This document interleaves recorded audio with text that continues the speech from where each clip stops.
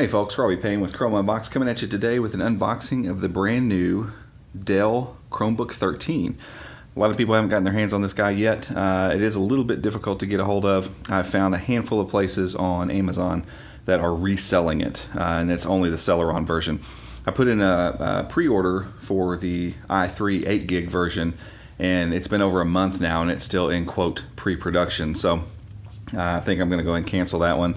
I just wanted to get my hands on this, get an idea and a feel for the build quality, and let you guys kind of know initial impressions on this. As always, review will be coming. And as I said before, this is the, I don't know if it has anything on the outside here. Doesn't look like it.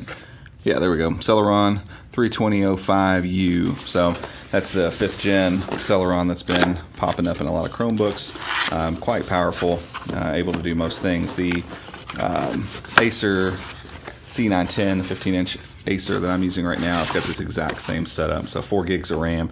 You can't update to or upgrade to 8 gigs of RAM unless you go with the i3 processor or above, and so that gets into some money. I think from Dell, the i3 with 8 gigs of RAM is $650. This device comes in at $429 starting from Dell, which I don't know how long the process would be to get this one. But from Amazon, I ordered it from, I don't remember what the company was, ordered it and it was sent within the day. So that was pretty quick. We're gonna set this guy down here for right now. And rest of the box is pretty standard fare. Nothing fancy at all here. Normal warranty stuff. Go ahead and get the power brick out because we know how these things tend to work. And get this box and everything on its way. Of course, as normal, a full-on review will be happening within a week or so of using this device. I have high hopes that a coworker of mine he's in the process of switching to Chrome OS and has been rocking a Chromebox we have around the office. This may end up being his computer, so that would be pretty cool if that ends up being the case. So while I'm getting this plug pulled out, we'll talk about the device just a little bit. It is a 13.3 inch device, 1080p IPS display, and on this one, the non-touch versions, I've not seen anybody with a touch version yet. I don't even know if they're shipping yet.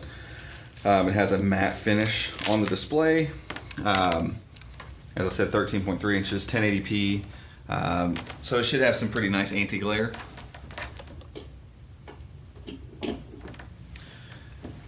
On the outside, we got a carbon fiber weave.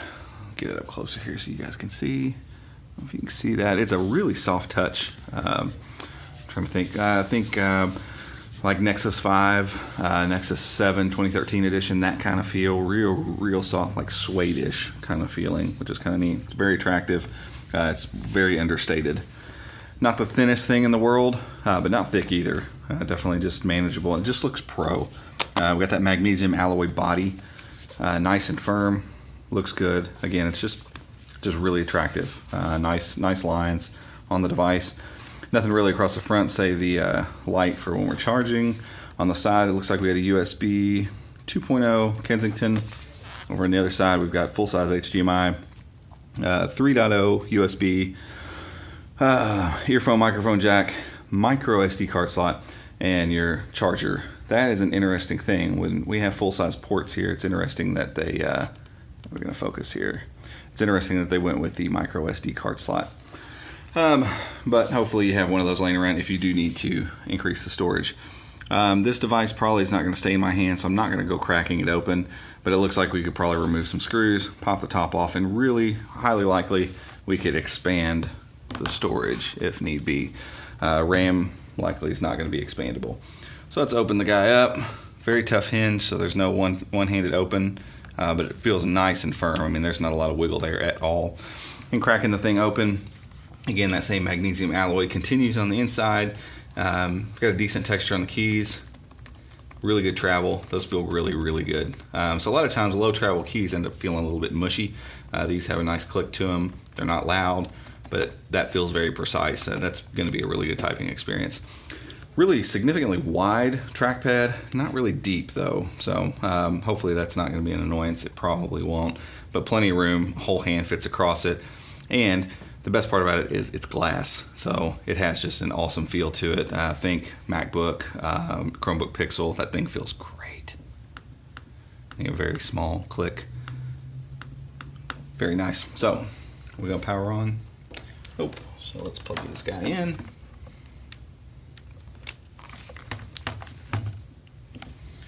Power him up real fast. This one might actually be dead. Usually they ship and they won't turn on until, we might be dead. So let me get some more room on this cable. Normally we just have to plug it in and unplug it and we're good to go. We'll see what happens once it boots up. So the matte finish display, I can already tell, and here we're not seeing much glare at all, really, and I think you can probably see that on there. There's some glare, but it's totally muted. Ooh, that's a fun background. And let's get on this. I don't care if you guys see our office Wi-Fi password. That's completely okay. That carbon fiber looks awesome. This background, the pixels are really, really sharp, real dense, as you would expect from 1080p on a 13.3 inch display. You can tell as I get closer and closer, there's just not much room for pixels in there. It's just clean looking. It looks really, really nice. Pretty bright, and again, because of the anti-glare, no matter which way I bend it, we're not seeing a bunch of junk glaring all over the place. So really good screen, well done, Dell. For those of you who saw the Dell Chromebook 11 review that I did back, it's probably been over a year ago. The screen on it was abysmal. It was just a terrible, terrible screen. Yeah, we did have plenty of battery, so I'm gonna plug this. It was a terrible screen. I'll pull this off and sign in real fast. So kudos to Dell for getting that fixed.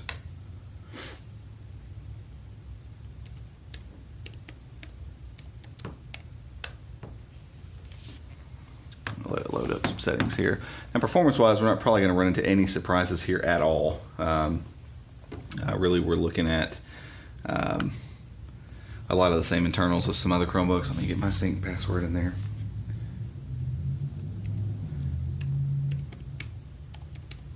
So very capable Celeron processor matched up with 4 gigs of RAM, which for most people in most situations, even for me in most situations, is plenty. Man, that trackpad feels good. Gosh, that feels great. What is this? That's interesting.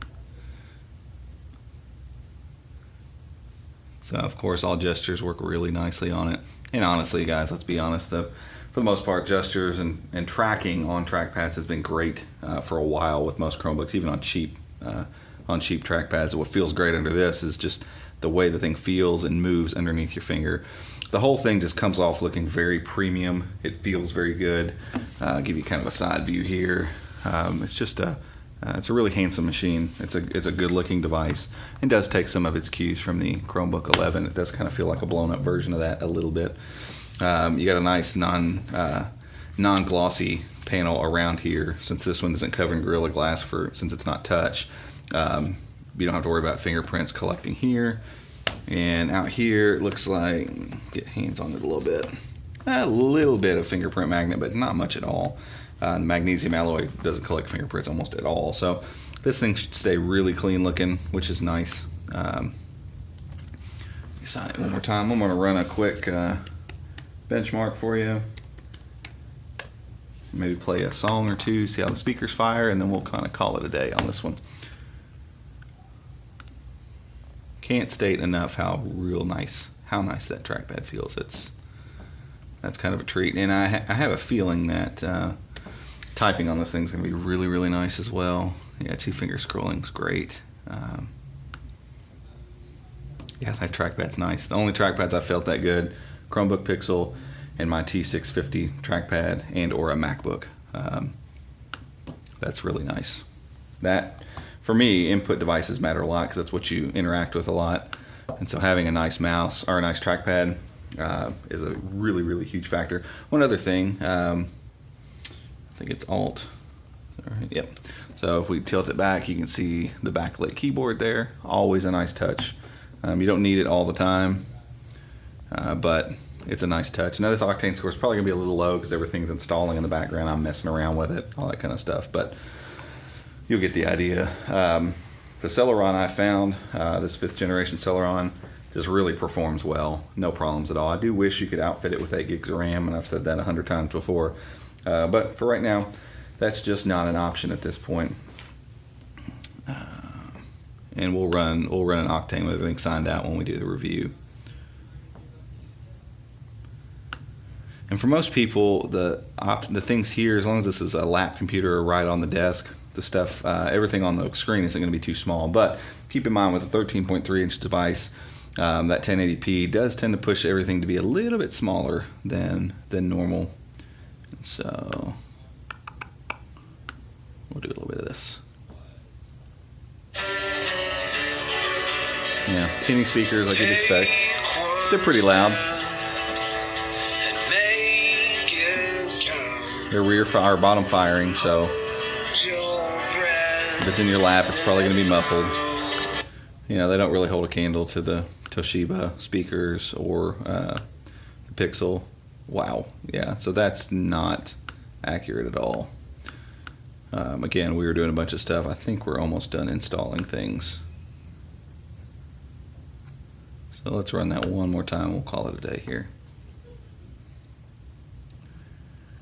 Actually, I guess if we're going to do this, let's go ahead and restart the update. So while this is restarting, overall, really pleased with the packaging here. The screen looks awesome. Keyboard feels great. Trackpad really feels great. I'm not seeing any weird spots on the screen, light bleed. The matte finish is always welcome, especially when it doesn't cause graininess. Overall build quality feels really sturdy, really firm. No creaking, no give whatsoever in that thing. That magnesium alloy is the real deal.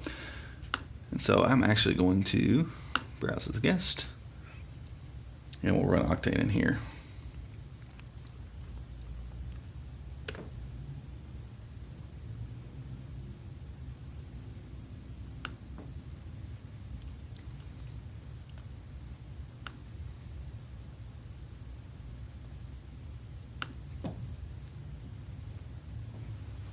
So I'm thinking for a coworker of mine who is in the process of kind of moving over to Chrome OS, I think this is going to be a great device for him. He really liked the size of the Toshiba, but there's some build quality issues there. He just wasn't real satisfied with the feel of it.